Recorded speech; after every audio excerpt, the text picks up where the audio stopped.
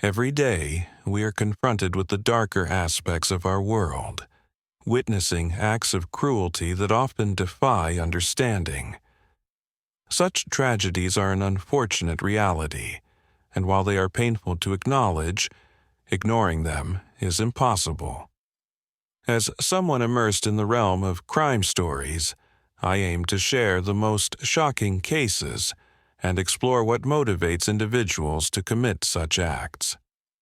I'm Michael, and today I bring you another extraordinary true crime story.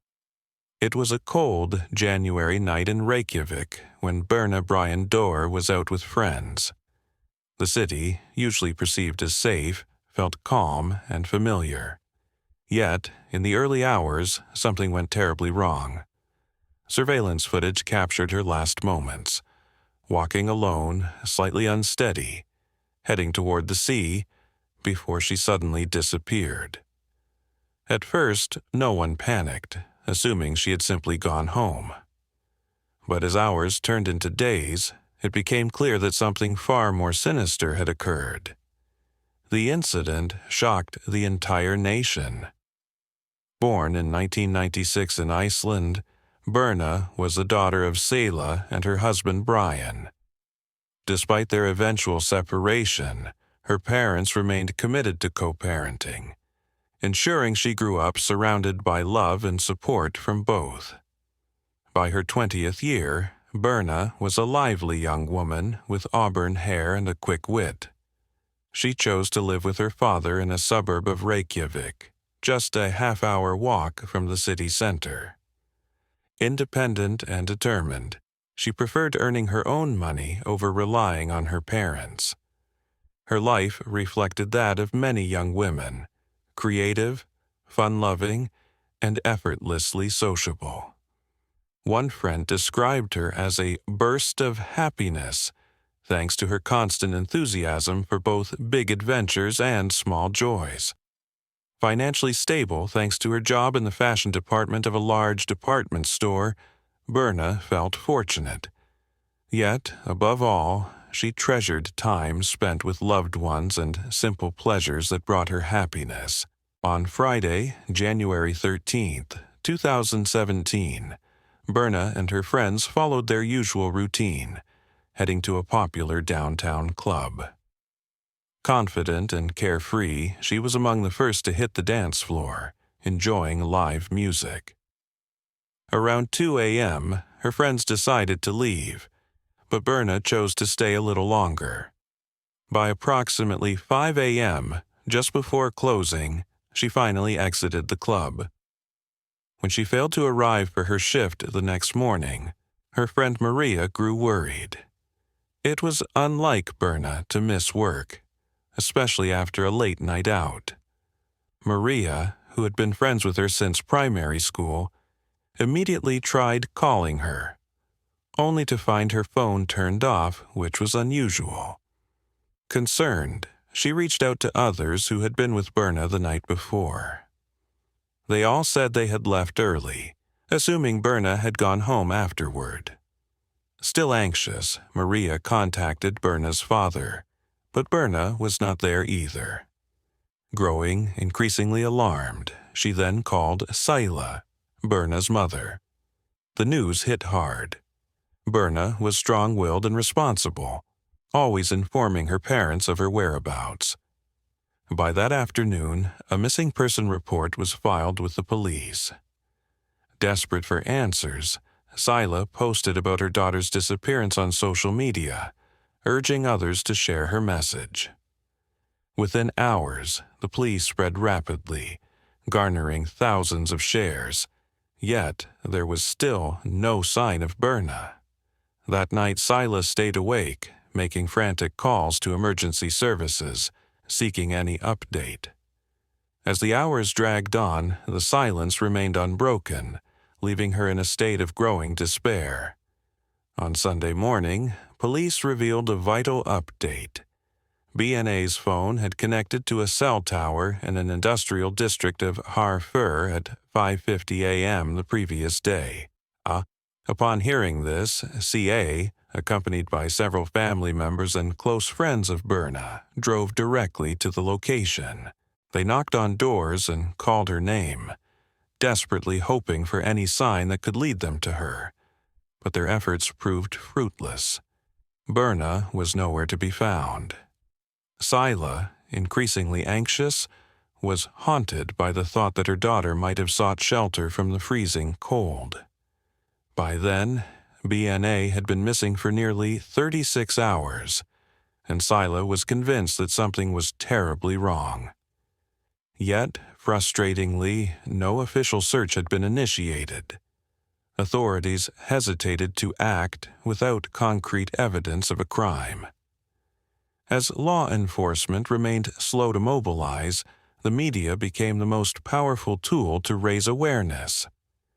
Journalists picked up the story, and by Sunday evening, Iceland's two largest television networks had contacted Sila for interviews.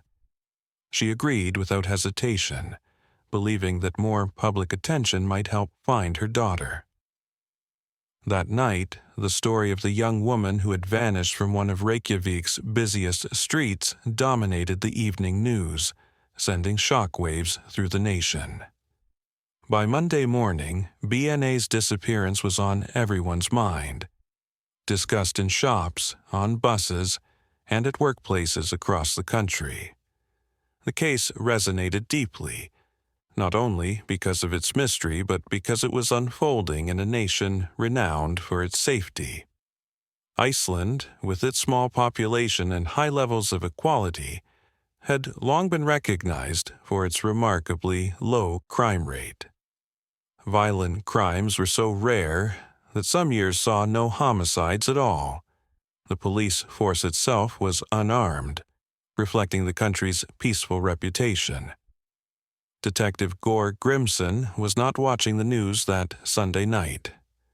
After dinner with his wife, his phone rang, summoning him to Røvik's police headquarters.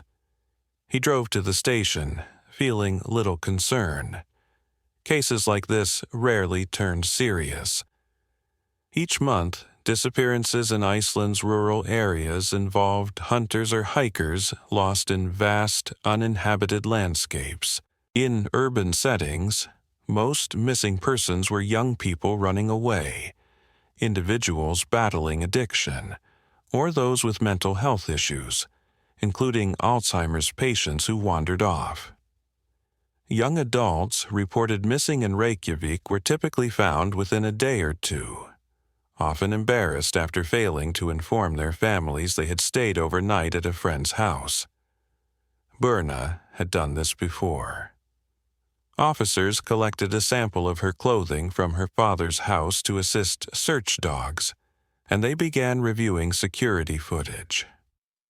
Although Reykjavik's surveillance network was limited, due to the country's low crime rates and public opposition to mass surveillance, detectives managed to reconstruct BNA's movements after she left a club early Saturday morning.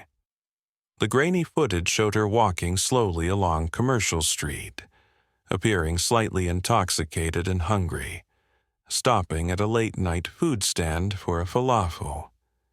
She was dressed in black boots, dark jeans, a gray sweater, and a black hooded sweatshirt, strolling through the brightly lit city center, which was illuminated by street lamps every 10 meters. Despite the well-lit surroundings, somewhere between that moment and 5:50 a.m., her trail went cold, and the search for her intensified. In most places, a young woman walking the streets in the early hours might raise concerns, but in Iceland, such scenes are quite commonplace. People of all ages, both men and women, move freely at any hour, confident that violent crime is virtually non-existent. Despite the cold wind and biting temperatures, Berna appeared unfazed. She had consumed a few drinks and, at one point, dropped some coins, bending down to pick them up before continuing her slow, steady walk.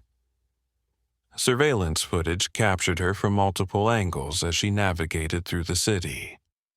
At one moment, she turned a corner and headed down a narrow street toward the sea. Detective Grimoire studied the footage carefully, noting small details. The coins she dropped, the casual brush of her shoulder against a passerby. A few blocks later, Berna was gone, either turning into a side street or entering a passing vehicle. Reviewing the footage again, the detectives noticed a small red Kia driving in the opposite direction. They wondered if she had gotten into that car, but the poor video quality made it impossible to identify the driver or read the license plate.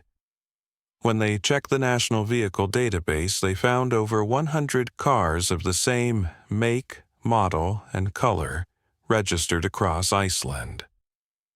By 2 o'clock in the morning, Berna's parents arrived at the police station.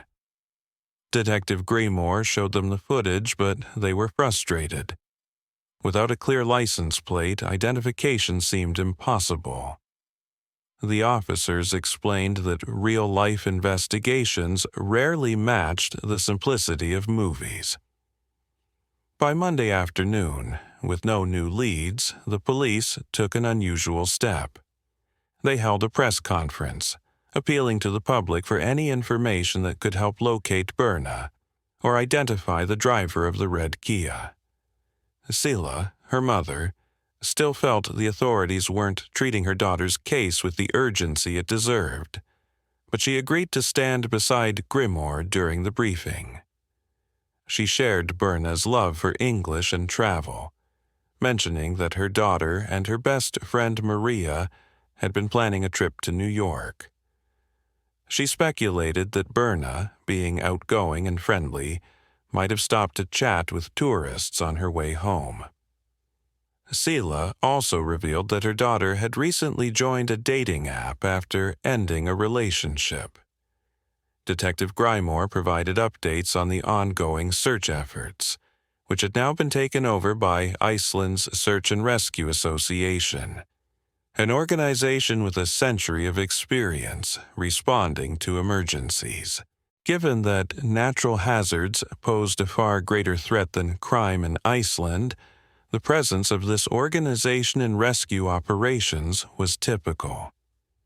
Usually, civilians were discouraged from joining such missions, as untrained volunteers could inadvertently cause harm.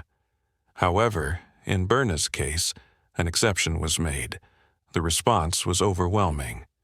Hundreds of volunteers stepped forward, marking the largest manhunt Iceland had seen in recent memory. Just hours after the press conference, as Monday drew to a close, an unexpected development shifted the course of the investigation. Two young brothers in their 20s decided to follow the last known signal from Berna's phone, trusting their instincts. They made their way to Hvalfar's harbor, a place between the road and the sea. There, amidst an industrial site fenced off from the water, they discovered 3 massive oil storage tanks. Nearby, in a rough patch of land strewn with construction debris, they spotted a pair of black boots. The brothers immediately recalled police reports describing Berna's clothing, and, wanting to be certain, searched online for images of her footwear. The match was unmistakable. Without hesitation, they took a photo and posted it on social media. Police rushed to the harbor, where they met with the brothers and confirmed that the boots indeed belonged to Berna. At that moment, an intensive search operation was launched in the area. Divers plunged into the icy waters, while drones scoured the terrain from above. Detective Grimoire's team reviewed security footage from the harbor, and around 6 o'clock they uncovered something significant, an unexpected clue that could finally bring clarity to the case. Early Saturday morning, shortly after Berna disappeared, a red Kia was spotted entering the harbor. The vehicle was parked beside a fishing boat named Polar Knack, registered under Greenland's flag. As investigators reviewed surveillance footage, they observed a man exiting the passenger side of the car. His movements appeared sluggish and unsteady, clearly intoxicated, as he staggered toward the ship before the vehicle drove off. This time, luck favored the authorities. The license plate was fully visible, enabling quick identification of the rental company. Contact with the firm revealed that the car had been rented by a crew member of the same fishing vessel captured on camera. Records confirmed that a man named Thomas Müller-Olin, a 25-year-old Greenlandic national, had signed for the vehicle. When authorities requested access, the rental company informed them that Thomas had returned the Kia around midday on Saturday. The car was subsequently rented again, this time to a young family. Police tracked down the vehicle and conducted a thorough inspection, noting it had been recently cleaned. The family reported that their child, sitting in the back seat, had complained about a strong chemical smell. For forensic analysis, investigators seized reddish stains from the back seat. However, lacking proper facilities in Iceland, the samples, along with a DNA reference from Berna, were sent to a Swedish laboratory. Meanwhile, efforts to locate Thomas and another unidentified man seen in the footage faced a major obstacle. The Polar Knock had set sail on the afternoon of Saturday, January 14th, carrying both men. Despite this setback, investigators delved into Thomas Moore-Olsen's background, discovering he had a prior conviction for drug dealing in Greenland. They also learned he was a trained mixed martial artist and was in a relationship, though he had no children. As suspicions grew, the case became a race against time. The longer the suspects remained at sea, the higher the risk they might destroy evidence or collude. Pursuing the vessel was complicated, requiring sensitive diplomatic negotiations. Law enforcement had to navigate legal jurisdictions, obtain necessary permissions, and coordinate with maritime authorities. After intense efforts, approvals were finally secured. With cooperation from the ship's captain, officers from Iceland's National Commissioner's Special Unit were flown by helicopter to the fishing vessel amid severe weather conditions. Once aboard, they arrested Thomas Moore-Olsen and Nicola Olin, the second man seen in the footage. Despite sharing a surname, the two men were not related. Following the ship's captain's decision to cooperate with Icelandic authorities, the vessel altered course after 12 hours, returning to Icelandic waters. During a thorough search, officers uncovered 50 pounds of hashish hidden in Thomas's cabin, a significant seizure yet not the most startling discovery. What truly shocked investigators was what they found in the ship's trash, a folded and discarded driver's license belonging to Berna. This crucial piece of evidence was promptly sent to a Norwegian forensic lab for fingerprint analysis, which confirmed it belonged to Berna. Authorities became convinced that Thomas was responsible for her disappearance, yet he remained silent, denying any involvement and offering no useful information. As detectives pieced together Thomas's and Nicola's movements on the night and morning Berna vanished, they uncovered a key difference. Thomas had a criminal record, while Nicola did not. People who knew Nicola described him as reserved, socially anxious, and deeply introverted. He maintained a close relationship with his family, especially his sister and her newborn baby, and had a girlfriend. Like Thomas, Nicola insisted he was innocent, claiming he was too intoxicated that night to remember anything clearly. The investigation took a tragic turn on January 22nd when Berna's body was recovered from the sea, The tide had carried her to the rocky coast near a lighthouse on the Reykjavik Peninsula, over 30 miles from where she had last been seen. She was found naked, and an autopsy confirmed drowning as the cause of death. However, additional injuries were evident. Bruises on her face and clear marks on her neck suggested she had been strangled with force before her body was cast into the water. Forensic tests found no evidence of sexual assault. News of her death spread rapidly across Iceland, sparking waves of grief and disbelief. The phrase "I am Berna" trended on social media as the nation struggled to process the tragedy. For many, this was more than the loss of a young woman. It was an assault on the very core of Icelandic society. Her parents, overwhelmed with grief, refused to hear the graphic details of her final moments.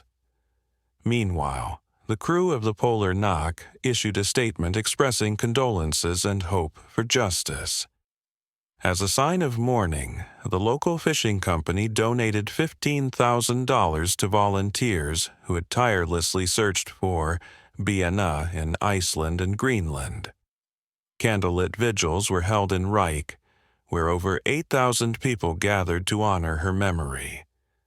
They traced her last steps through the city, placing flowers at the spot where she was last seen. The memorial procession culminated on a small hill, where candles were lit, and a moment of silence was observed in her honor. On February 3rd, Berna was laid to rest in a funeral attended by 200 mourners, marking the end of a tragic chapter for her family and community.